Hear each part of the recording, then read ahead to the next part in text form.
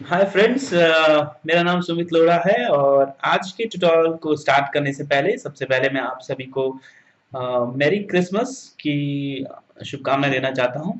और आज के ट्यूटोरियल में हम स्क्रीन पे आ रही एक ऑडियंस क्वेरी, जावेद असलम ने मेरे एक यूट्यूब वीडियो पे कमेंट किया था। Dear sir, I have one query regarding housing loan while filing return, where should I show housing loan interest in ITR 1, please help.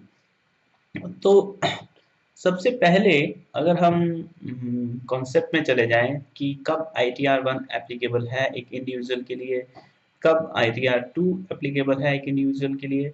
तो सबसे पहले अगर हम कंसेप्ट में जाएं तो हमें देखना होगा कि ITR 1 कब एप्लीकेबल होता है। तो सबसे पहले हम इनकम टैक्स की वेबसाइट पर हैं। आप सीधा आप भी देख सकते हैं कहाँ से आपको ये चूज करना है। आप सबसे पहले चले जाइए income tax India e-filing.gov.in website पर, और आप यहाँ पर एज ए टैक्स पेयर में जाके इंडिविजुअल ऑब्लिक एचयूएफ पे चले जाइए। ठीक है, उसके बाद में क्लिक हियर करिए फॉर मोर डिटेल्स। अब यहाँ पर आपको पूरी की पूरी डिटेल्स रिगार्डिंग चूजिंग या सिलेक्शन ऑफ फॉर्म्स के बारे में दिखाई देगी। जैसे कि स्क्रीन पे आप देख पा रहे हैं ITR 1, जिसको कि सहज के नाम से भी जाना जाता है, और ITR 2 के बारे में डिटेल्ड डिस्क्रिप्शन लिखा है। तो ITR 1 एक इंडिविजुअल के लिए एप्लीकेबल होता है जब उसकी इनकम सैलरी या पेंशन से हो, या उसकी इनकम एक हाउस प्रॉपर्टी से हो। ठीक है, और उस हाउस प्रॉपर्टी का लॉस ब्रॉड फॉरवर्ड नहीं हो रहा हो। ठीक है, और तीसरा केस, इसकी इनकम फ्रॉम कोई अदर सोर्सेज हो रही हो, लाइक बैंक इंटरेस्ट इनकम और एक्सेट्रा, लेकिन उस इनकम में कोई भी casual income like race horses की इनकम, लॉटरी की इनकम, ये सब इंक्लूड ना हो। इस ट्यूटोरियल में इसको मैं बहुत ज़्यादा डिटेल में नहीं एक्सप्लेन करूंगा, क्योंकि इसके लिए आप मेरा कोई पुराना ट्यूटोरियल देख सकते हैं, जिसमें एक प्लेलिस्ट बनाई है मैंने पूरी की सिलेक्शन ऑफ रिटर्न, कब आपको कौन सा रिटर्न, पर्टिकुलर रिटर्न सेलेक्ट करना है। तो हम देख पा रहे हैं स्क्रीन पर, अगर किसी बंदे की सैलरी से इनकम है या पेंशन से इनकम है, साथ में उसकी साथ में या खाली एक हाउस प्रॉपर्टी से इनकम है जिसका कि लॉस ब्रॉड फॉरवर्ड नहीं हो सकता, नहीं हो रहा है। ठीक है, और लॉस ब्रॉड फॉरवर्ड क्या होता है हम आपको एक अदर ट्यूटोरियल में बताएंगे।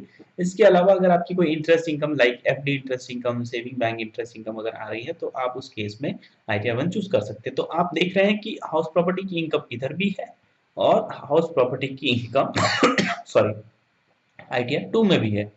आप देख पा रहे हैं सैलरी, पेंशन, हाउस प्रॉपर्टी। तो अब ITR 1, अगर किसी बंदे की सैलरी पेंशन से इनकम है, हाउस प्रॉपर्टी से इनकम है, तो वो ITR 1 चूज करे या ITR 2। तो मैं तो कहूंगा सिंपल, इसमें डिस्टिंक्शन यहाँ पे किया हुआ है कि अगर किसी बंदे की एक ही हाउस प्रॉपर्टी है और जिसमें भी उसका कोई लॉस लास्ट ईयर से ब्रॉड फॉरवर्ड नहीं है, तो उसी केस में वो ITR 1 चूज कर सकता है।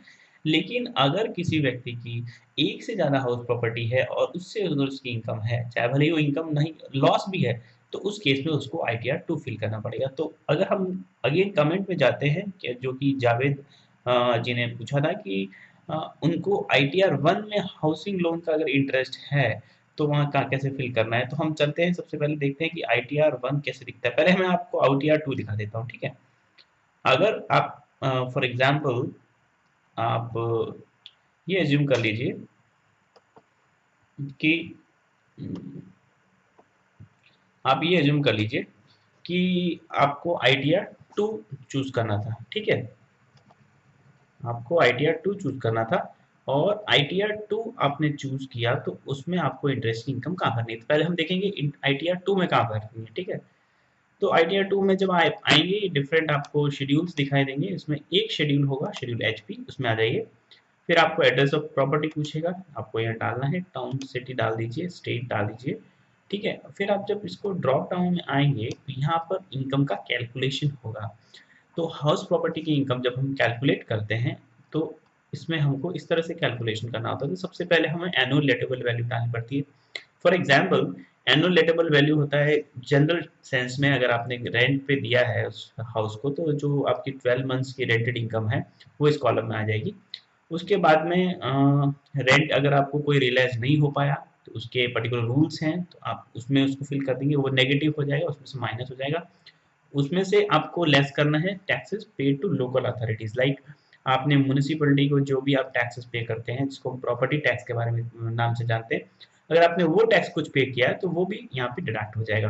तो जनरली चलिए स्टार्ट करते हैं कि हम इसे किस तरह से फिल कर सकते हैं। मैंने सोच बोला कि ये मैंने लेट आउट किया, तो आपको नेम ऑफ टेनेंट डालना पड़ेगा। लाइक मैं डालता हूँ सुमित, मेरा टेनेंट है, उसका पैन है वो ऑप्शनल है, तो मैंने फिल करता हूँ। फॉर एग्जाम्पल मैंने 10,000 रुपीज पर मंथ के हिसाब से सुमित को कोई चीज रेंट पे दिया, तो 1,20,000 रुपीज साल का मेरा रेंट का इनकम हो गया मेरे को। वो टोटल अमाउंट रियलाइज हो गया, मैं इसमें जीरो आ गया। इसके बाद में उस हाउस प्रॉपर्टी पर एज ए ओनर मैंने उस पे 2,000 रुपीज पर मंथ के हिसाब से म्यूनिसिपल टैक्सेस दिया था, तो 24,000 मेरा टैक्सेस हो गया। ठीक है, फिर ये इसमें से डिडक्ट हो जाएगा। नेट ये जो है आपकी एनुअल वैल्यू हो गई, मतलब ये नेट टैक्सेबल वैल्यू हो गई।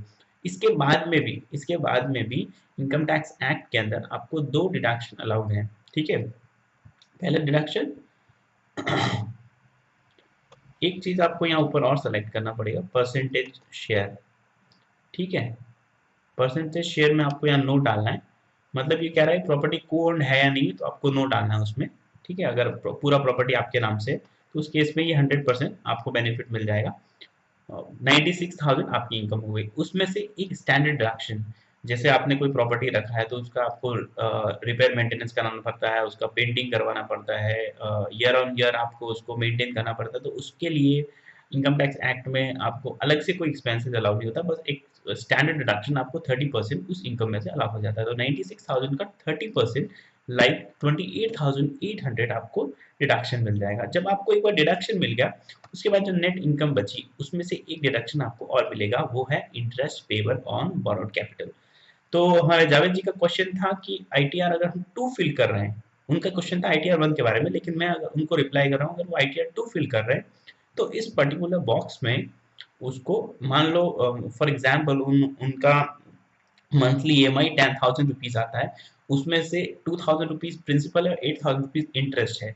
जब भी आप बैंक से लोन लेते हैं तो आप एक पर्टिकुलर हफ्ता या पर्टिकुलर एक ईएमआई अमाउंट आपको बैंक को डिपॉजिट करना पड़ता है मंथली बेसिस पे। तो उस मंथली बेसिस पे जो आप डिपॉजिट कर रहे हैं उसमें इंटरेस्ट का कंपोनेंट रहता है, कुछ प्रिंसिपल जो आपने मेन लोन लिया था उसमें से कुछ पैसा आप रिटर्न कर रहे होते हैं बैंक को। तो जो प्रिंसिपल अमाउंट है उसका डिडक्शन आपको यहाँ नहीं मिलता, उसका आपको डिडक्शन एटीसी करके अलग सेक्शन है, जो हमारा बेसिक हम सेविंग्स के जिसको जानते हैं 1.5 लाख रुपए की जो सेविंग अलाउड होती है एटीसी में, उसके अंदर आप क्लेम कर सकते हैं। लेकिन जो इंटरेस्ट कंपोनेंट है वो आप यहाँ क्लेम कर सकते हैं। तो फॉर एग्जाम्पल हमने देखा 8,000 रुपीज मेरा इंटरेस्ट कंपोनेंट था, तो मेरा ईयर ऑन ईयर बेसिस मतलब पूरा ईयर का 12 अट्ठे 96, 96,000 मेरा ये हो गया, मेरा इंटरेस्ट का डिडक्शन मिल गया और नेट मेरा लॉस आ गया। ठीक है, ये आईटीआर 2 की बात हो गई। तो कहने का मतलब अगर जावेद जी आईटीआर 2 फिल आप कर रहे हैं तो इसको यहाँ पे फिल करेंगे। तो अब ये टोटल कैलकुलेशन, इस जो टोटल कैलकुलेशन को हम क्या बोलेंगे, ये जो नेट फिगर आया मेरी आई इनकम फ्रॉम हाउस प्रॉपर्टी। तो कहने का मतलब ये है कि हमने ये अंडरस्टैंड किया कि कैसे मैंने रेंटल वैल्यू जो आई मेरी वो मेरी इनकम हो गई। ठीक है, फॉर एग्जांपल इसको अलग तरीके से भी देख सकते हैं। अगर मैं इस फ्लैट को मैंने रेंट पे नहीं दिया था, मैं खुद इसमें स्टे कर रहा था, तो मुझे self as a self occupied मैं एक घर उसको उसका एनुअल वैल्यू नील मान सकता हूँ। ठीक है, तो अगर मैं यहाँ पे लेट आउट में नो कर देता हूँ तो आप ऑटोमेटिक देखेंगे कुछ हुआ हरकत हो जाएगी, मेरी लेटेबल वैल्यू जीरो हो जाएगी। मतलब गवर्नमेंट ये कहती है कि अगर आपके पास एक घर है, अगर उसमें स्टे कर रहे हैं, तो आप उस घर पे आपको कोई टैक्स देने की जरूरत नहीं है। तो मेरी लेटेबल वैल्यू जीरो हो गई, तो और उस केस में मेरे को इंटरेस्ट का डिडक्शन मिलेगा। इंटरेस्ट का डिडक्शन मेरे को मिलेगा, वो मेरे को एक लिमिट तक मिलेगा। वो लिमिट असेसमेंट ईयर वाइज अलग अलग है। तो अगर आप असेसमेंट ईयर ए वाई 14-15 की बात करें तो ये डिडक्शन मैक्सिमम 1,50,000 था, लेकिन अगर आप ए वाई 15-16 की बात कर रहे हैं तो ये डिडक्शन आपको मिल जाएगा 2 लाख रुपीज तक। ये 2 लाख तक आप लॉस क्लेम कर सकते हैं। तो जावेद जी अगर आईटीआर 2 फिल कर रहे होते तो मैं उनको बताता आप इंटरेस्ट ऑन बोरोड कैपिटल यहाँ डाल दीजिए। ठीक है, और ये डालने के बाद में जो नेट इनकम या लॉस आएगा वो इनकम फ्रॉम हाउस प्रॉपर्टी होगा। ठीक है, अब हम चलते हैं आईटीआर 1 पर। ठीक है, अब आईटीआर 1 पे चलेंगे, उससे पहले मुझे एक चीज देखना है। आईटीआर 1, चलो अब आपके सामने मैंने ITR1 का एक यूटिलिटी खोल के रख लिया है, जहाँ पर आप डिफरेंट टैब्स देख सकते हैं। जहाँ की आपने देखा था ITR2 में बहुत सारी ह्यूज टैब्स थी, वहीं पे ITR1 में आपके पास केवल 1, 2, 3, 4 और 5 रिलेवेंट टैब्स हैं, जहाँ पे आपको डेटा फिल इन करना है। अब जैसा कि हमने वहाँ पे देखा था कि ITR1 भी एप्लीकेबल हो सकता है, तो जावेद जी के पास हो सकता है एक ही फ्लैट हो, एक ही घर हो जिसमें वो रह रहे हैं। तो उस केस में उनको ITR2 तो फिल करने की जरूरत नहीं है, अगर उनका लास्ट ईयर से कोई लॉस ब्रॉट फॉरवर्ड नहीं हो रहा है। ठीक है, उस केस में वो तो ITR1 फिल करेंगे। तो जब वो ITR फिल करने जा रहे हैं तो उनको जेन्युइन एक यहाँ पे दिक्कत आ रही है कि वो यहाँ पे उन्होंने self occupied for example select कर लिया। अब ये क्या बोल रहा है, income from one house property. जब वो ITR2 की हम बात कर रहे थे, तो ITR2 में वो आपको पूरा कैलकुलेशन दे रहा था। आपको रिलेटेबल वैल्यू डालना है, आपको इंटरेस्ट का डिडक्शन लेना है प्रॉपर। लेकिन जब आप ITR1 की बात करेंगे तो अनफॉर्चुनेटली इसमें सारे कॉलम्स नहीं दिए गए हैं। तो आपको सबसे पहले आपको एक अलग एक्सेल शीट में वहां पर कैलकुलेशन करना पड़ेगा। अगर आपका सेल्फ ऑक्यूपाइड है तो आपका एनुअल रिलेटेबल वैल्यू तो नील हो गया, उसमें से आप अपना इंटरेस्ट का डिडक्शन उस एक्सेल शीट में माइनस कर दीजिए। ठीक है, फॉर एग्जाम्पल उस एग्जाम्पल में हमारा जो लोन का इंटरेस्ट था वो 96,000 रुपीज था। तो उस केस में मेरा लॉस कितना हो गया था, 96,000 माइनस में। ठीक है, तो आपको इस केस में जब आप ITR1 फिल कर रहे हैं तो आपको directly income from one house property में डायरेक्टली जो नेट फिगर था, जो नेट फिगर आया था माइनस 96,000 फिल करना है यहाँ पर। जावेद जी, आप मेरे अंडरस्टैंड कर रहे हैं कि जैसा कि आपने पूछा था कि जब ITR1 फिल कर रहे हैं, ITR2 कर रहे हैं तो कोई दिक्कत नहीं है, आपके पास में पूरा शेड्यूल है।